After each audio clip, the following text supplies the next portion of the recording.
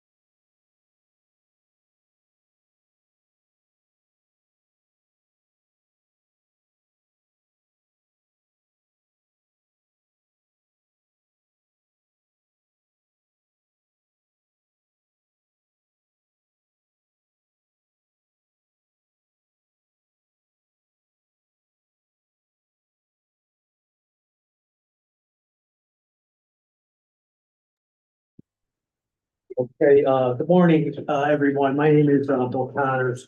I am the vice president. Our president, Gary Hughes, is unable to attend today. So I will run the meeting. So the first order of business is roll call, introduction of guests. We'll just go down the line by county. Albany County, William Connors. Kristen. Present. Jasmine. Here. Rensselaer County, Laura. Here. Michael. Here. Saratoga, Sue. Here. Craig. Here.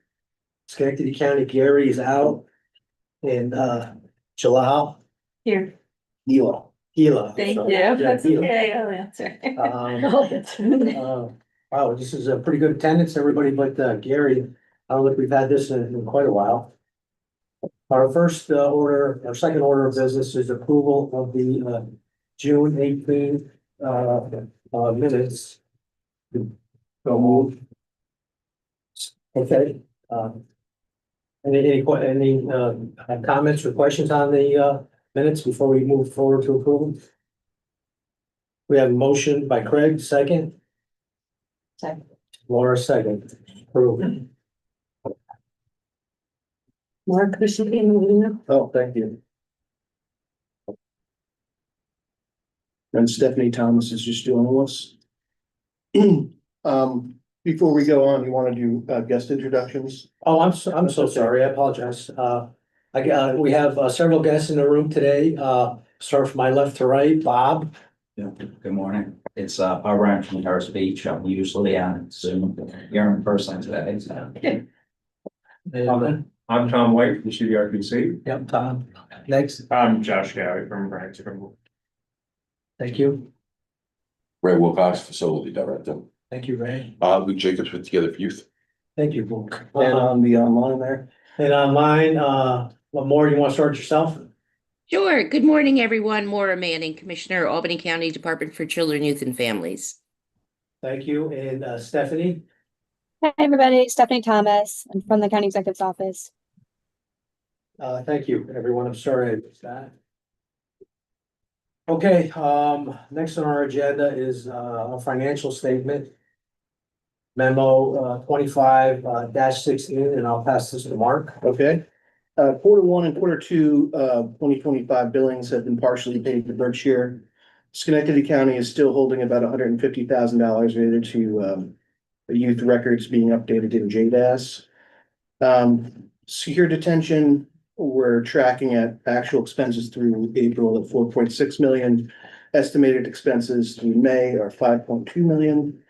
Specialized secure, I have to update Berkshire Farms name to Together for Youth. Actual expenses, 7.1 million through April. Estimated expenses, 8 million through May. We're tracking under par on both SD and SSD. The budget. Any questions? Mark, I have a question. I always get a lot of conversation on it. What is our, I know it's hard to project it out, our average cost of specialized secure and secure per day?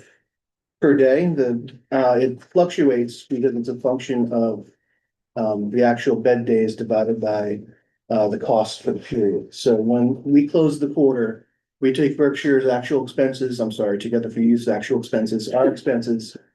We take the total SD expense that's divided by the bed days, and that's the rate. We do the same thing for SSD. The last quarter, we did have an exceptionally high rate on the SSD side because of all the staff salary increases that were negotiated in the union negotiations. But I think we're gonna probably be, I mean, theoretically, the more use we get in the facility, we have a larger facility, the lower the per day cost is, because that's just a mathematical equation. I mean, I think we're gonna be running about 1,500, I would say. For secure or specialized secure? I would average it out to both. 1,500, oh, okay, that's good. I mean, I do go through an exercise every year, in advance of the counties putting together their budgets, where I do the estimates. So I take the prior year's actual numbers, I take the budget that I get from Together for Youth, and I come up with an annual estimate, taking the bed days, the actual bed days from say 2024, dividing it by what their budget's going to be, and give the counties that estimate. And not only in aggregate, but also I give the counties what their actual bed day use was, so they can have a sense of what their out of pocket costs are gonna be throughout the year. Thank you. Yep. Any more questions on the financials? Your motion to accept? Laura, second. All in favor to accept the financials? Aye.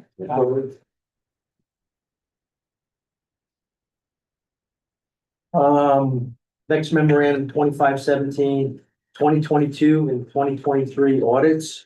I guess Mark will start it. Sure.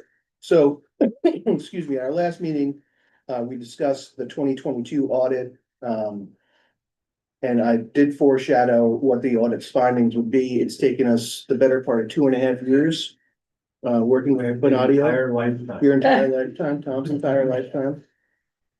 So they identified a material weakness, and in a nutshell, as previous memos have explained, the weakness resulted from unreconciled expenses that were generated by the previous accountant who established the SSD as an entity in QuickBooks, but duplicated amounts owed for both organizations.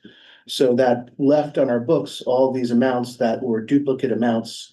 And so Bonadio, after letting them slide for, I don't know, 8 years or so, said, well, we have to clean these up now. It's a very hard exercise because none of us were doing the accounting back then. But we finally got Bonadio to sign off on the 2022 audit. The corrective actions, we hired another firm that was going to be more on top of things. And as evidenced by no material weakness identified in the 2023 audit, I think we're in a good position. So I'll turn it over to Josh from our new auditing firm to walk us through the 2023 audit, and I'll bring it up on the screen for you. Just give me a second here. Perfect. So the first document I'm going to speak about is the auditor communications letter. I'll wait for Mark to.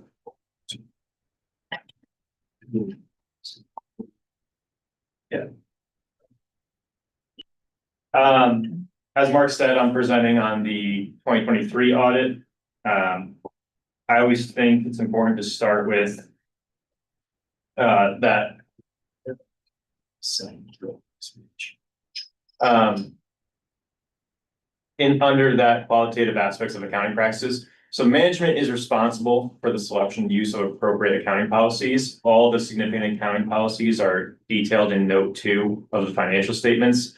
Thankfully, in 2023, and then we'll deal with this again in 2024, there was no new accounting guidance. So all the disclosures you see would be very similar to anything you would have read in 2022. We are not aware of any transactions entered into by CDYCI during the year for which there's a lack of authoritative guidance. The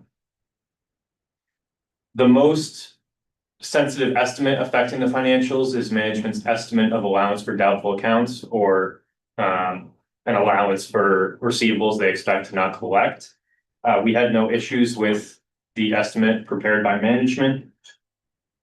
And the financial statement disclosures are neutral, consistent, and clear. As I said, they're similar to anything you would have seen in prior years. Turning, Are you doing? yeah, there should be on the another letter? page there. All right. Difficulties encountered in performing the audit. I'm happy to say we encountered no significant difficulties in dealing with management. I always like to remind you that our responsibility is to the board. If we had difficulties with management, you probably would have heard about them before this meeting. Corrected and uncorrected misstatements. We did make 2 journal entries, which decreased the change in net assets or bottom line by 57,000. We could give a detail of those adjustments if you would like. Disagreements with management, again, none. They were a pleasure to work with. We have requested certain representations from management. In a management representation letter dated October 3rd is when management signed it, which is the date you'll see throughout all the reports.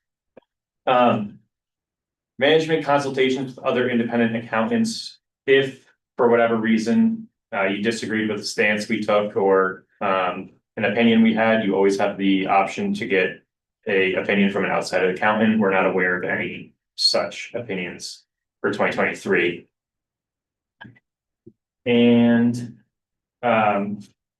as Mark already said, in the previous year, in 2022, there was a finding, but we had no such findings during our audit. So any past concerns were cleaned up in 2023. You want to just quickly go over the $57,000 adjustment to your journal entry? Yeah, so that was really just a timing of expenses to together for you. It was just making sure that all the payables were reported at the proper period. Want to go on to the FS? Yep. I'll keep it relatively short. The first 3 pages are our opinion. So we conduct our audit in accordance with government auditing standards as issued by the Comptroller of the United States. Our responsibility is we are required to be independent. CDYCI, we throughout the year can give advice or help with consultation, but nothing that impairs our judgment. We believe that the audit evidence we have obtained is sufficient and appropriate to provide a basis for our audit opinion. Like I said, management is responsible for the preparation and presentation of the financial statements. And we had no issues with any of the estimates management had. In preparing the financial statements, we're also required to assess something called going concern, which is the organization's ability to continue for at least 12 months. The fact that we're all here, obviously it's continued 12 months since 2023.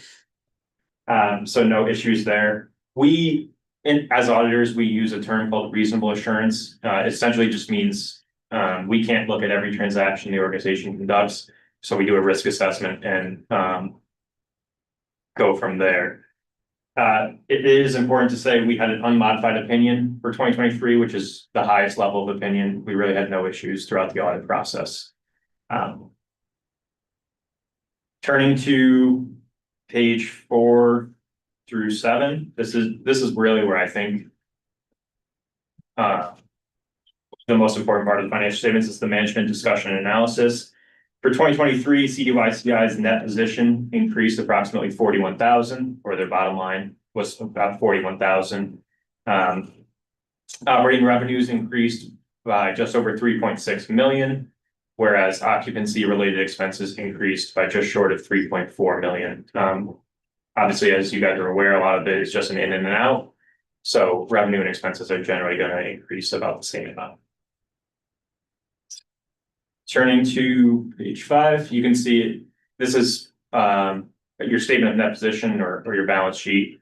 Current assets increased about 3.6%, which is really just receivables. And then your current liabilities increased similarly 3.1%, which is just the payable. That's just a timing thing on the payments. And like I said earlier, everything here is in thousands. Just keep that in mind. So operating revenues increased 3.6 million, which was an increase of about 52% from 22 to 23. And then occupancy related expenses increased just short of 3.4 million, as I mentioned earlier, an increase of about 57%, leaving a bottom line of 41 there, or 41,000. This is largely attributed just to the increases in cost related to the specialized secure detention side of the facility. But you see a corresponding increase in payments. I'll save you time. All these notes, a lot of it is the same from 22 to 23, because there was no new accounting standards, as I mentioned. But if you guys have questions about anything specific, I'm happy to touch on it. And in December, we'll have the 24 audit. Yep, so Tom and I are working on the 2024 audit. It should be done before the end of this year. And then we'll be on track with 2025 going forward on a normal audit schedule. All right, thanks, Josh. Any questions for Josh? Perfect. Very good news, thank you. I believe we need a motion to accept the audit. Both the 2022 and the 2023. Yeah, both, yeah, Laura, second on the motion. Second on the motion, all in favor to accept? Aye. Pass. Okay, facility equipment 2518, you'll take the. Yeah, so shockingly, I don't know whether it's shocking or not. But we invested $33 million in renovating the facility and the lion's share of the physical plant, except for the 2 boilers that are in existing. So one has failed and the other one has been impacted significantly by the dust and debris from the construction project. We've had a couple estimates. To repair the existing one would be $21,000. To replace one would be $68,000. And to replace them both would be $103,000. So the recommendation from Together for Use, Director of Maintenance Operations, Yes. was to replace them both now. This is a significant investment, but the existing boilers have lasted almost 30 years. They are approaching their end of their useful life. So if the board agrees to purchase the new boilers, the cost that we would pay out of pocket is reimbursable to us from the counties, and then the counties are eligible for a percentage of reimbursement from OCFS for that capital expenditure. I'm in the process right now of working with OCFS to get an understanding of what that percentage reimbursement to the counties would be before I go out and bill counties for whatever their cost share would be for this project. We have in our bank account $116,000 of liquid cash right now that we could use to spend on this. And we are also owed, I think, about $148,000 for the refit of the classrooms that we have yet to bill out to the counties that we expended during the facility renovation project. So all told, for cash for future needs for fixing things as they break, we would be in a good position, but for the short term, we'd be very cash poor. as an organization until the revenues would come back to us from the counties. But that's my recommendation, is to buy the two new boilers. Any questions on that? What's the typical net on repayment once you submit to the counties? So the calculation is for SD expenses, it's 49% reimbursement to the counties. For SSD expenses, it's 100%. But the question is, how much are they going to allocate to each side to establish what the percentage of reimbursement is? For example, the renovation project was 89%, so the aggregate of that 49 and 100 wound up to be 89% reimbursement. So it's kind of like I would say the analogy is like the Wizard of Oz, nobody sees the man behind the curtain. So they'll tell you what the percentage reimbursement is going to be. Mhm. Well, we have to have heat. And these boilers do the heat and the hot water. So, Yeah, now it's a different ballgame. Any questions? so I will, while we do have a quote from MTech, because this amount is over certain procurement thresholds and given our lease with Albany County for the facility, we're required to follow their procurement rules. We'll need to do some sort of, at least a mini bid process to establish vendors and reasonableness of cost before we proceed with it. Mark, so where was this original estimate from? That's from MTech. Oh, and that's who. That's who handles all of our current agencies. And we'll be keeping one boiler running while we're replacing one. We're not gonna take a both. Yeah, I mean, there's one functioning now, so that'll be the redundancy when they replace the first one, and then we'll switch it over to the. And we have the current capacity in case one goes down to do that, right? So they're not totally separate, so we have to pay to hook one up to the other in order to make it work. So there is a process, a valve or something. Yeah, there's a built-in redundancy. I mean, they're made to operate simultaneously, but one unit can handle the load while the work is taking place. In fact, that's how it's working right now. But it won't last forever. So, and this is getting into the weeds, but when we buy things for the facility, they don't come onto our books like a capital expenditure. You normally need to capitalize and depreciate over time and seek the reimbursement from OCFS based on that depreciation schedule. But given that Albany County owns the building and any improvements, CDYCI simply just purchases equipment and then it immediately becomes the property of Albany County. So we don't carry the equipment depreciation on our books.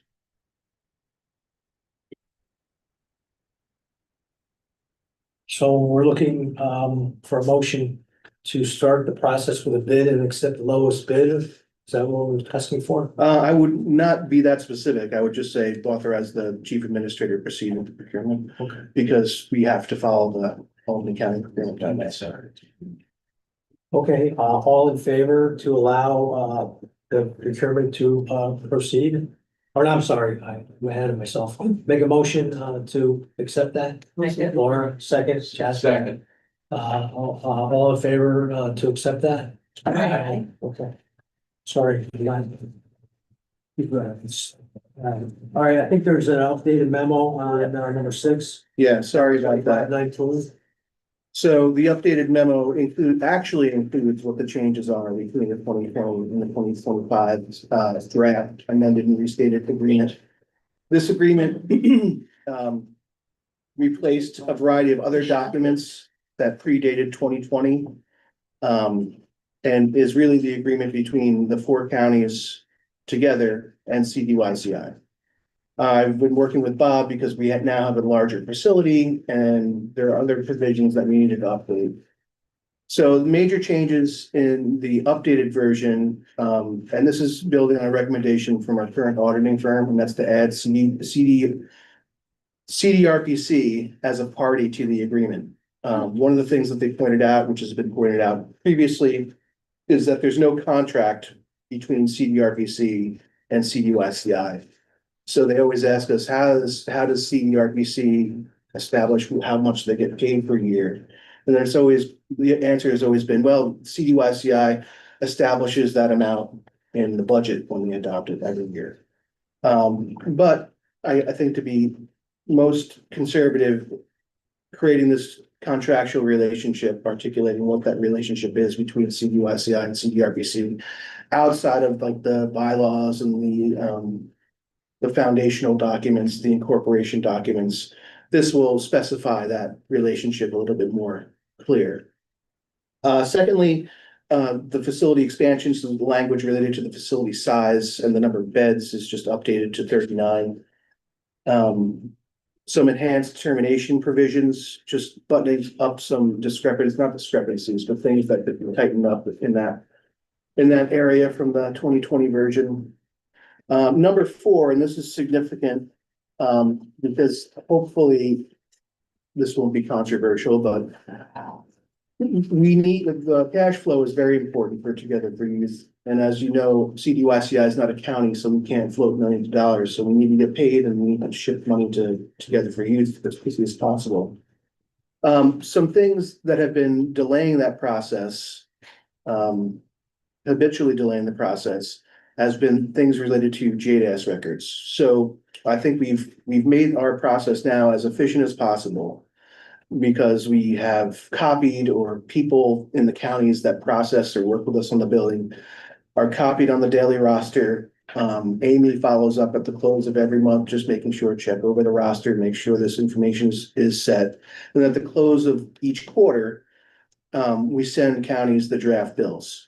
And we ask them to approve the draft bills before we actually bill them. And so this change, or this provision in adding, proposed to be added to the agreement, just says when we do that, once the county signs off on that, at that roster and the records being accurate, there's no more look back period. Like once they do that, they can't say, oh, well, the records changed. We found out that actually this was supposed to be the record 5 months later. The consequence of that is that we have to refund the counties and rebill, but we don't have money to refund the counties, you know? So it just creates, one, in the first instance, creates a delay in us paying Together for Youth. And 2, it creates an administrative and bureaucratic headache, not only on our part, but OCFS's part, because they're the only ones at that point that can go into the system and update the records. Anyway, it's just been a mess. So this just says, hey, counties, you have a chance to certify these records as accurate. And then after they do that, there's no look back after the fact. And that's really, other than the reserve bed allocation, the major changes to the contract. That provision may be controversial for the counties. Because, ultimately they're on the hook for the expenses. And they have to do their due diligence, but I'm hoping that their due diligence happens in a more timely manner with this provision in the contract. Any questions on that provision, or any feedback on the popularity or lack thereof of that provision for the counties? Not until I hear from the county. All right, and related to this is, I sent around a separate Excel that shows a couple different scenarios for updating the reserve beds.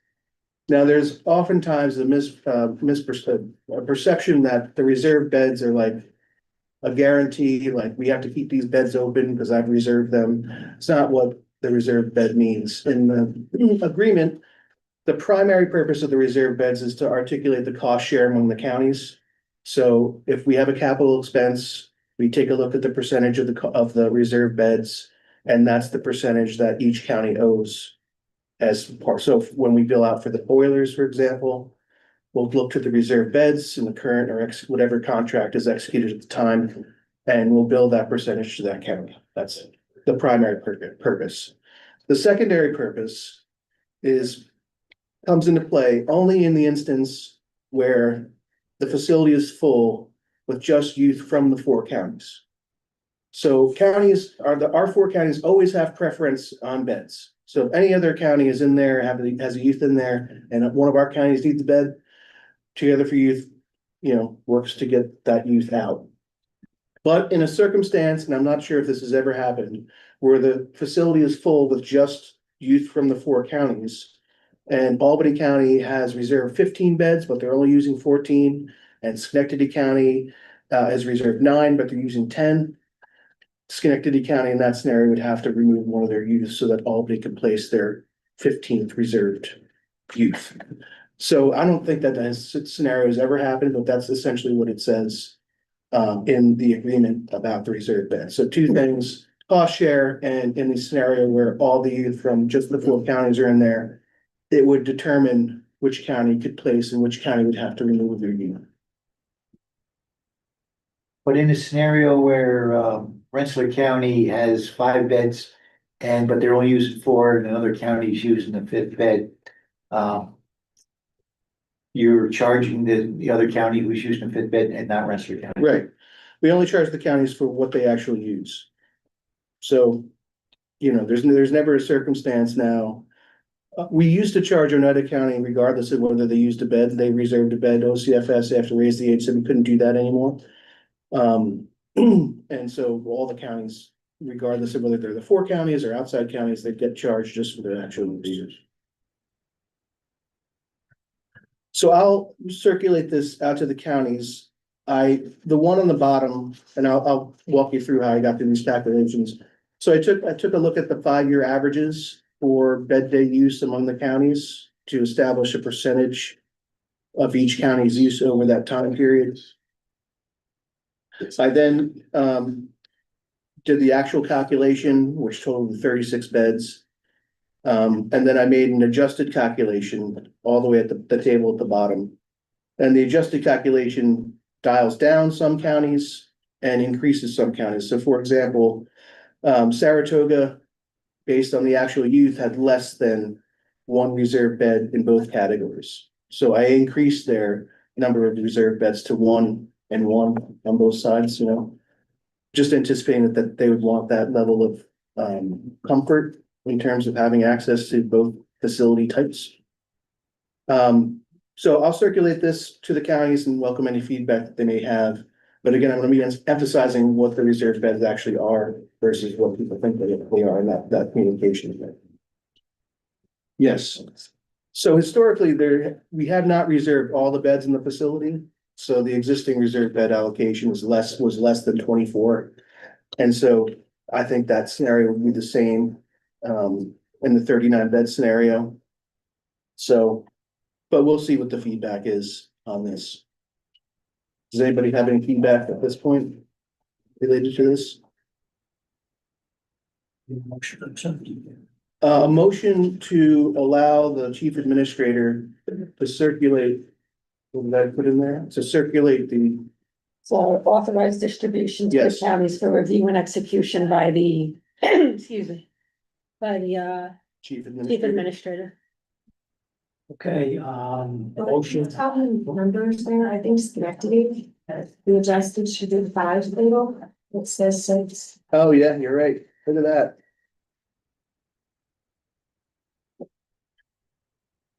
It's new math. It's Common Core. hey, Schenectady, just lost the bed, sorry. Don't reimburse them. Don't reimburse them.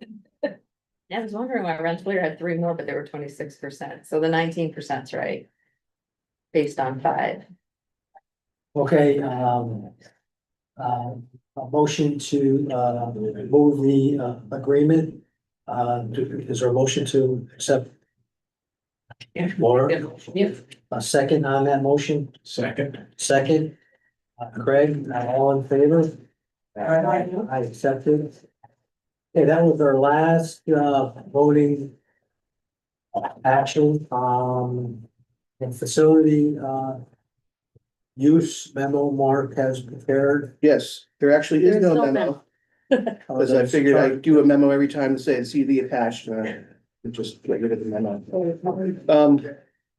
So I think that use has been following the trend of late is that Albany County is responsible for the lion's share of bed days in the facility.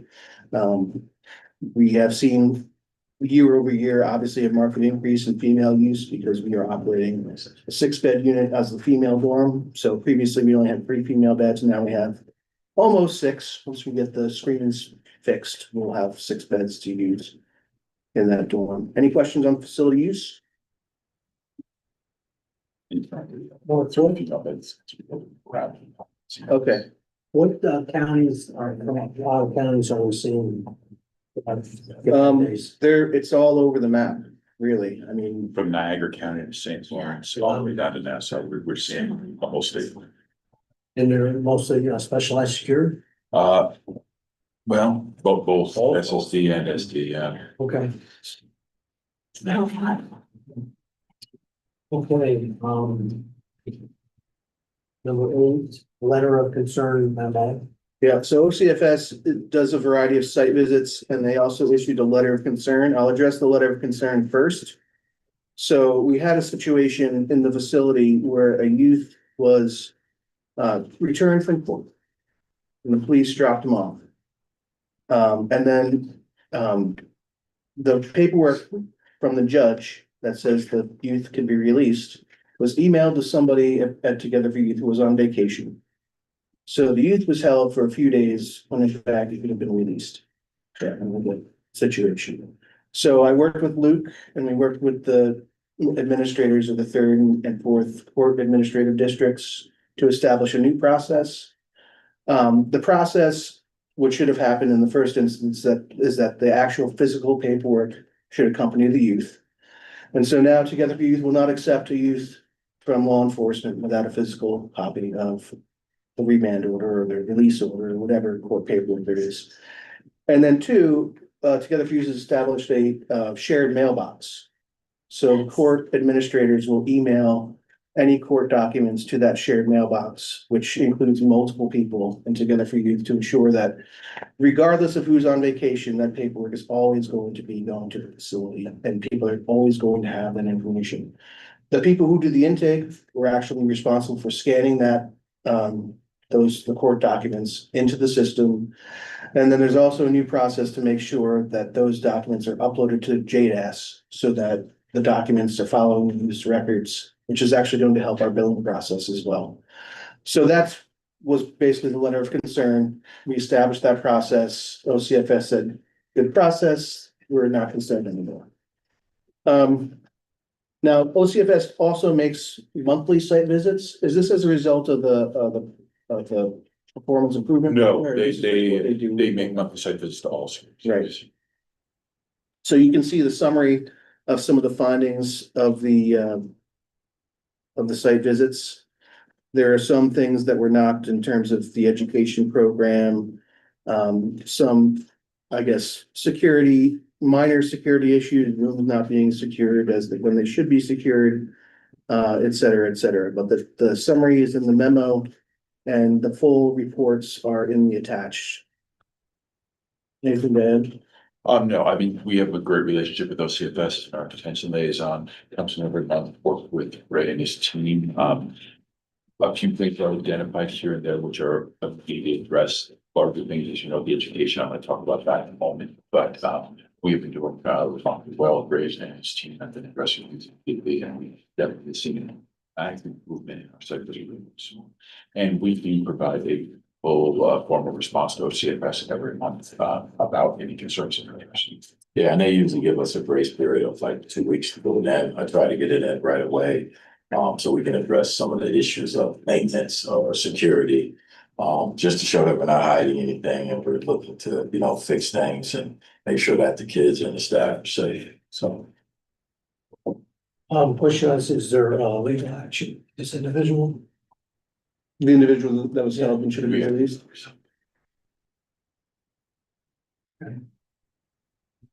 Okay, education, Sure. Appreciate it. Yes. So we continue to develop our educational program.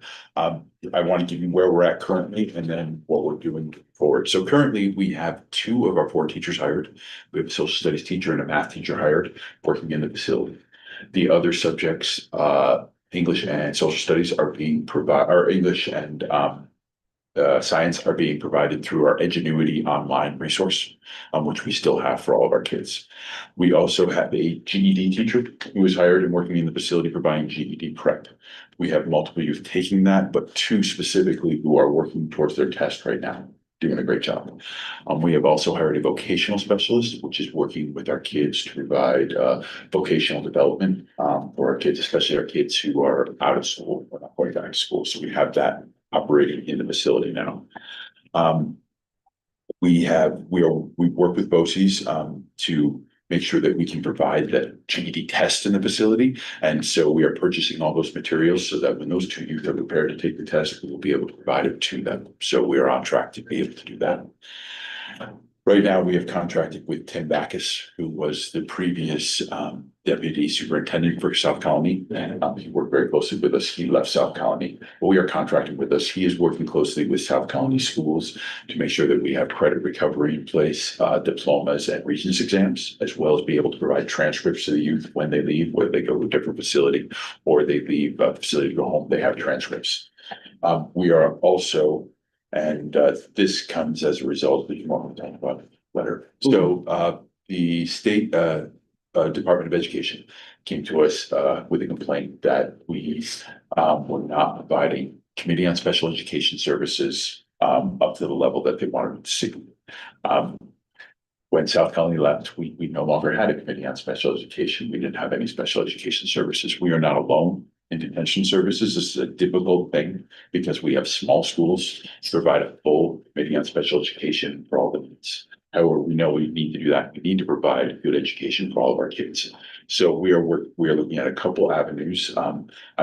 The State Department, Education Department is going to submit a corrective action that they want to see, but we're trying to get ahead of that right now.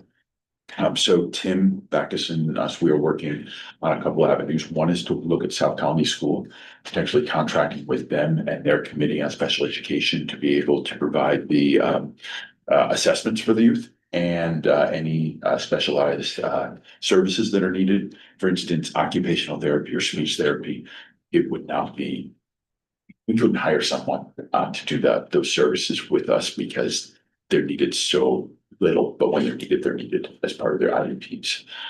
So that's one avenue we're looking at. Another is looking at, we are talking to Northern Rivers and Parsons. They operate their own schools on their campuses to see what they do and if we can partner with them on some of their Committee on Special Education matters. Also, Together for Youth has an affiliation with the House of Shepherd, and they are looking how they may be able to assist on some of the things they wouldn't be able to provide direct services, but they have a Committee on Special Education that may be able to support us through our assessments and development there. What's the name? House of Good Shepherd. Good Shepherd. Thank you. So we are looking at several different avenues so that we can get ahead of this, get something in place so that we provide the best education for our youth, so that we can answer when that corrective health set. And obviously hiring our last two teachers is now our push now. So we have two more than we had last year, but we need two more. How often is that required, that service So it depends on the use IEP. historically? I don't know because South Colony handled all of those aspects of the educational program and did not report. They worked directly with the state education department, so we did not know. Yeah, we didn't have to do anything with regards to that. And there were never any complaints or issues, so I don't know if it was being run correctly or not. But we want to make sure we're doing it within regulation to make sure. I have a question. So since BOCES that we're never to actually have them come in, all the teachers are hired by you. Yes. Can you talk about how that agreement works, how the testing works and what has to be done? For the GED? Yeah. So what we do is, we hired the GED teacher ourselves. However, we have So they have to be vetted by BOCES or any teacher? So BOCES gave us some of the requirements we should look for, and this individual fit all the requirements. But we do have a contract with BOCES to provide technical assistance to make sure we provide the test. So we do have that contract in place. The BOCES is the one who said, you need to purchase this, you need to have these things set up, and that's what we are completing now to have everything set up. So Backus does all the pre-work about checking where they are in school in the tab, where they need to be at the testing? So that is going to be done by our GED teacher. Tim Backus is assisting us with he is our liaison with South Colony School. Okay. To assist with transcripts, diplomas, regents, and credit recovery. So GED, we're working primarily with BOCES. Tim is assisting with South Colony. And then when they're ready to take the GED, they would do it in in your facility? That's what we're working, yeah, we're trying to figure out how exactly that is gonna happen. That's our next step, but that's what we have gotten approval. BOCES is working forth with the technical assistants to get that set up for us. Very nice. So we'll be able to report that more as that gets developed. Very optimistic, yeah. Yeah, but I'm very excited to have these kids be able to take it, and our GED signature is doing very well. Any questions on the education program? So we're still waiting for SED to communicate with us, but they, as Luke mentioned, they look at our facility in the school just like they would any other school in any other school district in the state. And simply that those kind of resources are just not realistic. So the partnerships that you're looking at, very important. They will also maybe require compensatory services to the youth that were impacted. And that means going back, finding where the youth is, communicating with their school district and establishing some sort of program to help the youth. It's gonna be very difficult for us to do that because there's really no post-release tracking of youth. So they could go anywhere. So we'll see what happens at that. All right, any questions for Luke? Any other questions?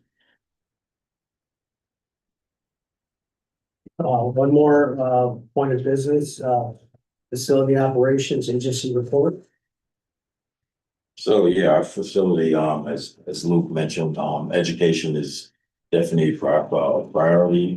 He's invested a lot of time with training, with the line staff and the education staff. And I couldn't be more happy than where we're at right now. The main goal is starting school on time and making sure all the youths are in school. Right now, we have a full house right now, everybody's in school. So I'm very proud of that.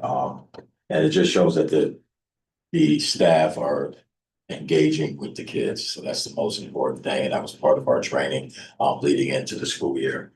We continue for our evening shift to do enrichment groups. That comes through our clinical team, our nursing team, and then we also use outside resources. We still continue to use a guy by the name of Trent Griffin. He's with the MAP initiative program, and they cover a lot of resume building, job interviews and things like that. And the kids, at first, when he first started 6 months ago, we only had like 4 kids engaging in that, and now we have all the dorms engaging right now. So it's good to see, and definitely something that they can use once they leave our facility. Then our gang prevention program, we still are attached with SNUG from Albany. And they're going to be starting up their program, I believe, at the end of this month. And with every secure detention, we move a lot of kids around within the facility, when it becomes, behavior issues, gang issues, things like that. So I think we've been doing a really good job with that. That's the best part of having more room and more space. Ray, what does SNUG do when they come in? They have groups with the kids? Yep, they hold groups, give the kids, they do like surveys, talk about their communities. I know the last time they were there, they had I think 10 questions about their community, what they could do different and things like that. And then they just have a roundabout conversation. And it's really interesting because when you got Albany and Schenectady and Rensselaer and one group, and they're able to share, things about their own community and why they're there, it's a good conversation. Yeah, and then they also do like tracking for guys that are just about to get out, kind of like a tracking system on where they're at when they get out, job opportunities, their school. I know we had the attendance teacher come in as well from Albany School District. So it's good conversation when they come in. Yeah.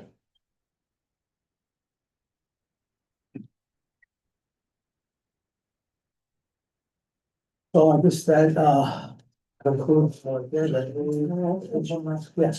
You mentioned that there's a science teacher, but it didn't sound like math. No, we have a social studies teacher and a math teacher. And a math teacher, okay. We do not have an English and a science teacher. That's what. Thank you. It was a while there that we had, when obviously construction started and everybody was close together. Kids were a little bit rowdy, had some problems, and we had a number of employees injured.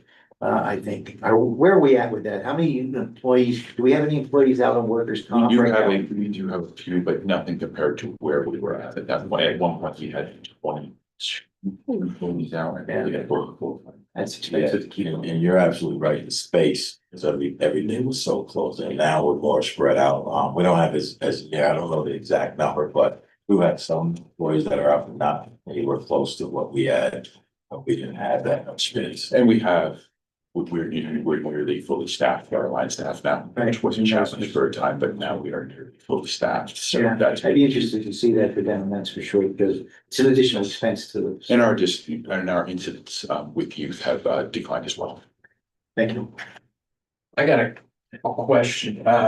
Is there anything that tracks the students after they get out to see how successful our programs actually are?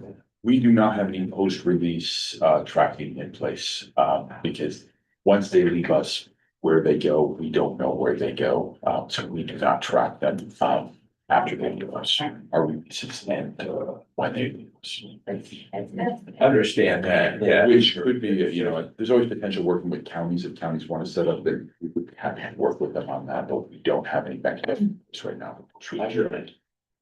Or try to start that conversation anyways. When the counties after that, to see how effective our programs actually are. Maybe we're putting all the dollars in, but we can't justify it yet.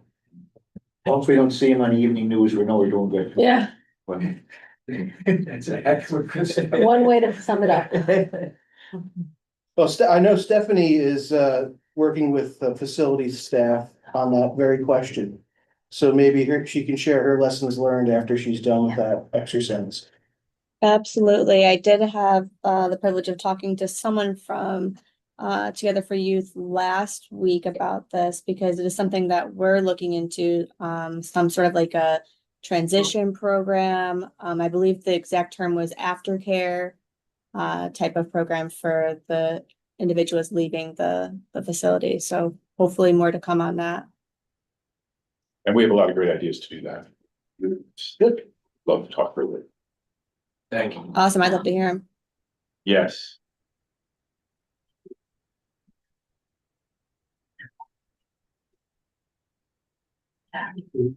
Yep, motion to adjourn. I make a motion. Second, all in favor? Next Don't meeting, jump so fast, man. an earlier one, December 17th. You just said a while.